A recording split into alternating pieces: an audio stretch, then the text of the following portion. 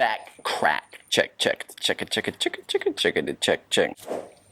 All right. Hey guys, William here from fitnessforbackpain.com, and you're watching another episode of Coffee and Coaching here on my YouTube channel. If this is your first time here, make sure you subscribe and hit the bell next to the subscribe button, because what that does is it gives you a notification in your inbox when I hit live on a post. Then you get notified and you can watch it right away. In today's video, I want to cover a question that I get quite often, and it's on the topic of whether or not back cracking is good or bad for long-term relief. This question came in from a reader the other day, and it's a really good question because it hits home for me. Now, I will say, just to keep in mind, I'm not a doctor, I'm not a physical therapist, I am a strength coach. I use exercise and have used exercise in the realm of chronic low back pain. I've used it to beat 8+ years of chronic back pain for me, and this is the same information that I give to people that I work with and in conversations that I have with people who ask me about cracking their back. So always go see your physician. Make sure if you are seeing a chiropractor, I'm not telling you to do it or not do it. It's just a matter of my opinion and where I come from on this topic. So let me tell you a little backstory on me. When I was in the worst situation of my life when it comes to my chronic low back pain, hanging from a bar and cracking my back was something that I did constantly, multiple times throughout the day. It was a habit. It's something that I just started doing. It felt good. When I would hang from a bar, I would relax my body 100%. And when I got to that point, I would actually lift my body up a little bit and slam it down, allowing the body weight that I had to yank my spine apart a certain way, which would give me a low, deep, like sacral crack. I know it sounds crazy. Again, I'm not a chiropractor. I really don't know what was going on. But if I could do it, and if I got the crack out of it, it felt so good. And I would chase that crack all day, every day. I would, if I felt tight, if I felt tense, I was tired of standing or tired of sitting, I'd be like, you know what? I need to go crack my back. And I would do that. I would hang and pop myself, and I'd get that relief. Or I would just turn in my seat. The old traditional desk job, twist and turn, realigns the whole spine. You get all those nice relieving pops and cracks. Now, is this good or bad mechanically or anatomically for the spine and body? It's not my place to say yes or no. What I do want to speak to is my experience on the negative aspects of chasing this short-term relief. So there's two things at play here when it comes to whether or not cracking your back actually leads to long-term relief. The first issue that I have with it is the fact that it creates a habit, right? I had established or developed this habit of twisting and turning and separating where I ruptured my L5S1, separating that area, trying to get relief. And I did it through variations of back cracking and hanging and popping and twisting. But doing years and years and years of that, it created a pretty intense habit where if I didn't do it, I would have back pain. And when I did do it, I would get relief. And it was this vicious cycle of if I wasn't popping enough, if I didn't get that pull, or if I didn't get the twist that I needed to get that release, my back pain would actually be worse. And this cycle continued for years and years and years. So if you think about it, if you're building a habit around something that really isn't proven to give you long-term relief, it's more of a short-term sensation, what good is it actually doing? And then if you're building this habit to the point where you feel like you can't get relief without doing it,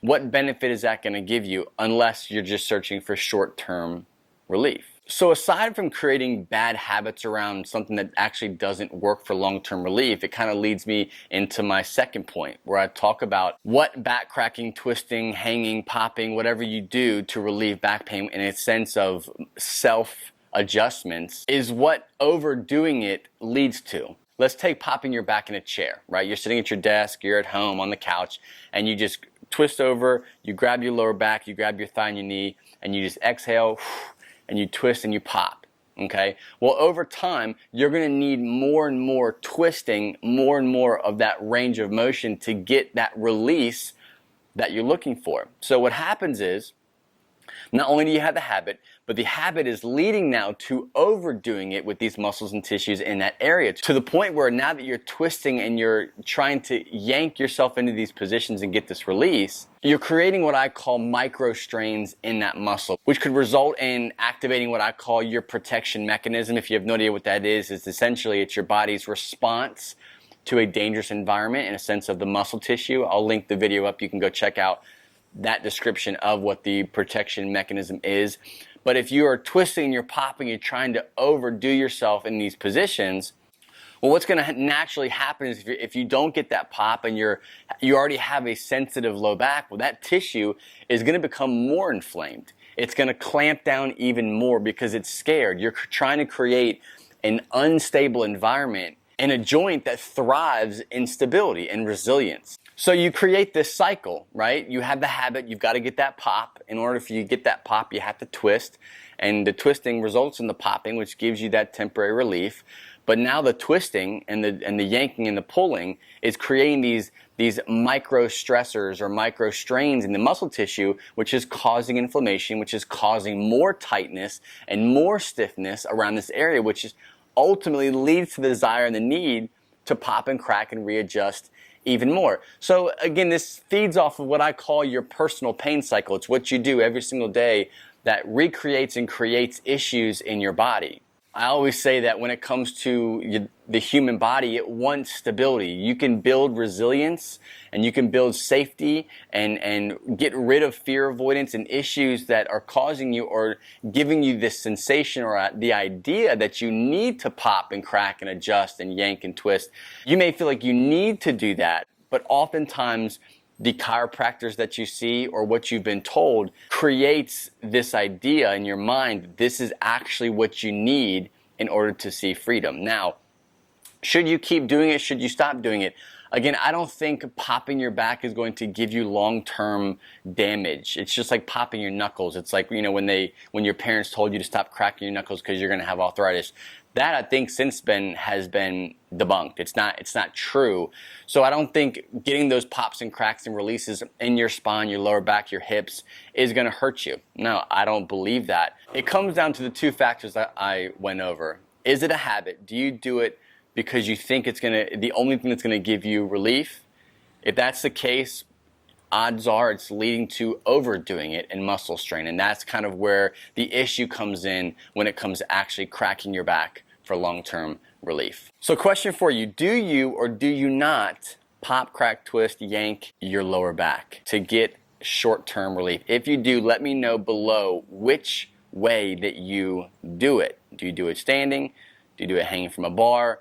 Do you do it sitting at your desk? Let me know what you do. If you head over to my website, fitnessforbackpain.com, I'm giving away a free workshop that you can check out that's covering a topic that I call beating the yo-yo pain effect. If you have no idea what this is, it's something that I give to all of my clients before we start working out, before we start taking or adding things to their program. They've got to understand what this yo-yo pain effect is and how powerful it is on long-term relief. So if you're interested, if you're curious on that, if you want to take your healing to the next level and exercise pain-free, go check out the video over at fitnessforbackpain.com. See you guys later.